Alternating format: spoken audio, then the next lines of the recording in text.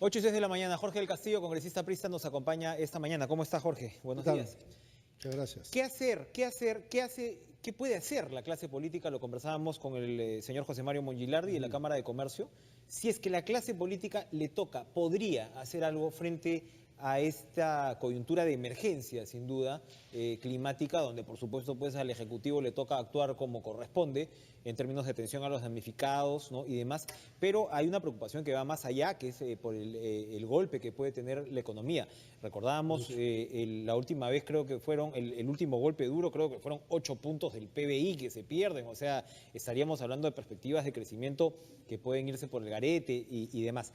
¿Hay algo que la clase política pueda hacer al respecto? Sí, yo creo que muchísimo. Primero los gobernantes, ¿no es cierto? Que tienen que tomar las decisiones y los demás tenemos que contribuir a que esas decisiones sean las mejores y una vez tomadas respaldarlas. Porque si va a haber pelea y líos y jaloneos por resolver un tema de emergencia, me parecería un error total. Creo que aquí lo correcto sería que el gobierno presente su plan, además ya debe tener algunas cosas listas. Hoy día tiene un consejo de ministros, ¿cierto? Se ha anunciado una serie yo lo haría, una recomendación, digamos, ¿no? Se conversa con los voceros de los grupos parlamentarios, de los principales dirigentes, y uno obtiene un consenso sobre el tema y avanzas, ¿no? Ejemplo.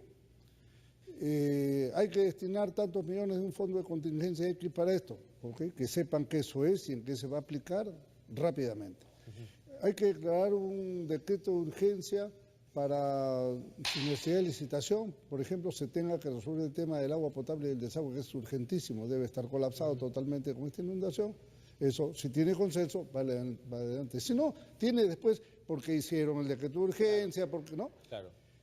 Exacto. Yo creo que sería muy puntos centrales, claro, ¿no? Que no puedan ser sujetos pues a ningún tipo de cuestionamiento. Estamos viendo hoy día la estructura de riego, están juzgando las cosas de hace 10 años, ¿no es cierto? Entonces, pues si buscamos consensos, eso se evita. Ahora, el tema es complicado, pues, porque el debate político agarra a veces otro tipo de matiz, y ahora los titulares por todas partes es: abandonen los panamericanos, ¿no? Y destinen esa plata, ¿no? Entonces ya ves a Kuczynski teniendo que responder, ¿no? Que sería una tragedia.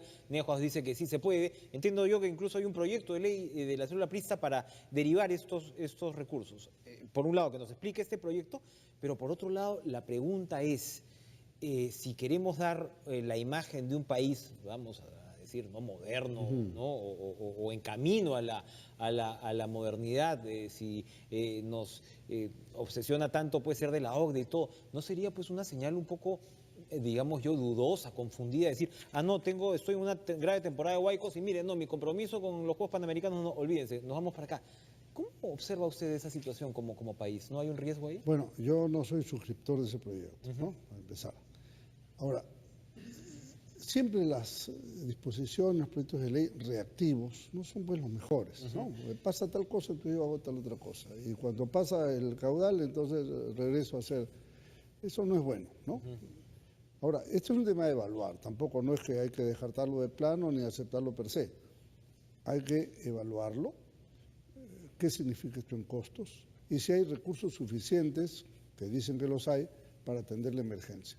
Por ejemplo, y hay cosas que hay que hacer para que la gente además sienta la emergencia, que la emergencia lo beneficia de manera directa. Y lo hemos recomendado al gobierno. Yo he hablado con esto con el ministro de Trabajo. Deben implantar en Piura, por ejemplo, en Mala, en las zonas donde están emergencias muy graves, por desbordes, programas de empleo temporal para la gente. Porque esa gente que son chacareros, que son comerciantes, que son ambulantes, o lo que fuere, son agricultores, han perdido la tierra, no pueden trabajar. Se van a quedar en nada, claro, ¿no? De un lado les das trabajo y de otro lado inyectas recursos a la vena. Esa es la idea, y es muy poco dinero. Pues tú le puedes ofrecer, oye, aunque sea un medio sueldo mínimo por 4 horas de trabajo. Usted ha insistido mucho en el tema, ahora estamos en esta coyuntura de emergencia, pero en el tema en general de las pequeñas obras, ¿no? Como elemento además reactivador. Este último paquete de impulso económico del Ejecutivo, ¿le parece usted recoge en parte esa filosofía? Cuando hablamos pues de viviendas de interés social, determinados proyectos, hay una plata destinada también a agricultura, ¿se está recogiendo en algo eso en lugar de irnos pues hacia las grandes, ¿no? Además, las grandes obras que están trabadas, Que tantos problemas nos están trayendo. el destrave se ha trabado, Claro. ¿no es cierto? Entonces, mientras eso madura y se procesa, la obra pequeña y directa creo que es mejor. Primero, hay miles de proyectos con SNIP aprobado, ¿no? Hasta presupuestados, diría yo, que están listos y que hay que hacerlo con una intensísima mano de obra local. Acá nomás alrededor de Lima. ¿Cuántos proyectos Villamariel, Triunfo, San Juan de Lurigancho, etcétera, San Juan de Miraflores, que son pistas, veredas, agua potable? Que le cambian la vida a los vecinos, que le mejoran la calidad de, ¿no? La calidad de vida en el entorno inmediato. Entonces, y además estaría en armonía con lo que el presidente ha hablado tanto del agua, ¿no es cierto? Bueno, ahí tienes tu agua, tú mismo trabajas, contribuye a construir el muro de contención, estabilizamos el cerro, ponemos los tubos, traemos el agua y le damos trabajo a la gente local. Esa es la idea. Yo creo que sí la han recogido, pero yo lo que veo, y no es una crítica, es una reflexión. Aquí hay tres sectores que son los fuertes del Estado, ¿no? Me refiero a la inversión pública. Pues la inversión privada está esperando. Ese es el drama también colateral, ¿no? Que se va a convertir en central, ¿no? Acabamos de hablarlo con Mongilardi, o sea, también cuánto tiene, qué tiene que pasar para que el sector privado realmente se la juegue, ¿no? Claro, pero está plantado el sector privado y el público. ¿Y por qué? Porque si un señor es inversionista privado y se ve que hay una cadena de orcas caudinas ahí para agarrarte en el camino, a ver si hiciste esto, si la Contraloría de aquí, de allá, los parlamentarios, no faltará un irresponsable que acusa. Entonces me dije, mejor aguanto, ¿no es cierto? Sin serenidad y estabilidad política y económica, tranquilo. Entonces, pero también está parada la pública, porque el funcionario público aterrorizado pues también, ¿no? Ahora dicen ni hablar, ¿no? Entonces, en estas condiciones, termino una comisión investigadora, mejor no hago nada. ¿Y cómo entonces, si es que, y tomando el caso de Martín Vizcarra, la pregunta inmediata era, y hablando pues de la consecuencia que esto puede tener en los proyectos y demás, ¿hay ambiente de censura en el Congreso contra Vizcarra? El jueves está No lo veo, pero permítame terminarte esta idea. Decía, los vectores de inversión pública es Ministerio de Transportes, los proyectos grandes están medio parados, pero algo está haciendo. Vivienda, agua potable, y MIDIS, que está haciendo un trabajo, supongo que eficiente, pero más silencioso no puede ser, ¿no? Veo movimiento en transporte y veo movimiento en vivienda. MIDIS no ha sido mencionado, por ejemplo, en el tema del plan de reactivación, ¿no? Ya, pero tiene programas en funcionamiento, ¿no? Pero la política no solamente puedes hacer, sino también transmitir, ¿no? Entonces, si tú haces de repente, estar trabajando estupendamente, no lo sé, pero poco se sabe. ¿qué transmite? ¿No? Entonces, ahí hay un tema que crea una sensación de, oye, estamos más parados de lo que parece. ¿Qué es el mensaje que tú le envías al sector privado, además? Se lo digo clara y directamente, y al sector público también. He hablado con varios ministros de la necesidad de que ellos tomen iniciativa en este tema. Ahora, una posible crisis ministerial o censura, yo no veo el ambiente, soy sincero, ¿no? Creo que la interpelación se justificaba en el sentido de que había habido nuevos elementos después de la presentación en la comisión permanente que fue buena, ¿no? Y que la gran mayoría quedó satisfecha, incluida la bancada fujimorista. Yo estuve ahí presente en la sesión. Ahora, hay preguntas que hacer. El pliego es muy largo, 82 preguntas, hay algunas preguntas también medias intonsas, pero bueno, ok. Pero ahí se va a ver la muñeca de la presidencia del Congreso, en fin. En parte, y también el hecho que el ministro salga un poquito de su perfil técnico y también haga lo suyo políticamente.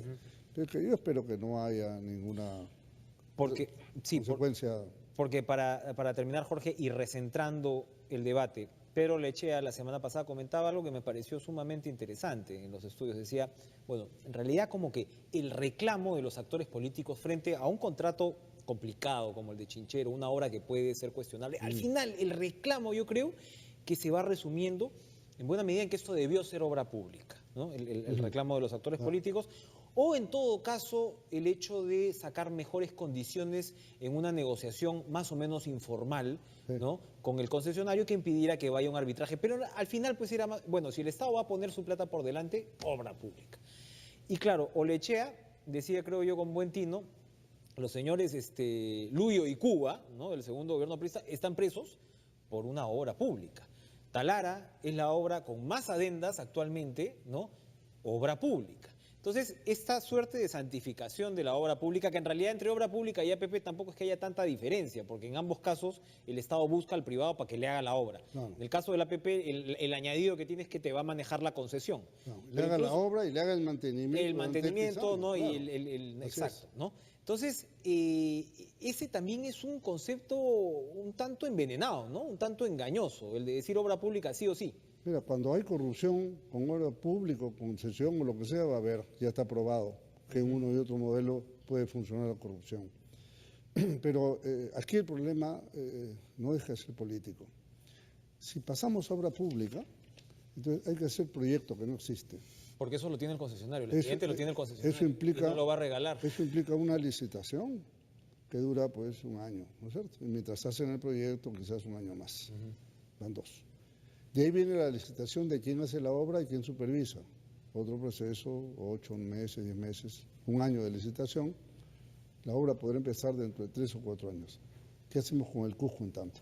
En su justo reclamo. Entonces, cuando se levanten la gente en el Cusco y resulten con muertos y heridos, yo creo que lo mismo que hoy día piden obra pública, van a decir, oiga, el gobierno es responsable de los muertos, cuando ellos son los que están reclamando algo que puede derivar. Ese es el punto en el cual creo que yo he impelido al gobierno a tomar la decisión de seguir por esta ruta de la adenda que se puede perfeccionar. Y una sugerencia que también le he transmitido públicamente y directamente. Según la ley, los términos sustanciales de este contrato no se pueden cambiar hasta julio. Son 3 años. Entonces, ¿qué es lo que hay que hacer? Uno puede empezar una renegociación ahora, de mutuo acuerdo, y la renegocias con participación de la Contraloría y quien quiera participar. Si quiere la Comisión Parlamentaria, que ponga a alguien ahí también. Entonces tú renegocias marzo, abril, mayo, junio y lo firmas en julio, pero ya sabes que estás renegociando. No esperes hasta julio Así es, para empezar a tratar. Entonces, creo que sí se podría satisfacer mucho de las inquietudes fundadas de mucha gente. No es que no sirva ni no sea cierto lo que estén diciendo en parte, si es que una buena renegociación abierta, pública, clara, transparente, durante este tiempo y con la firma a partir del 1 de julio. Jorge del Castillo adelantando los términos pues, de lo que será la interpelación de Martín Vizcarra este jueves. Gracias, Jorge, como siempre, por acompañarnos, 8:18.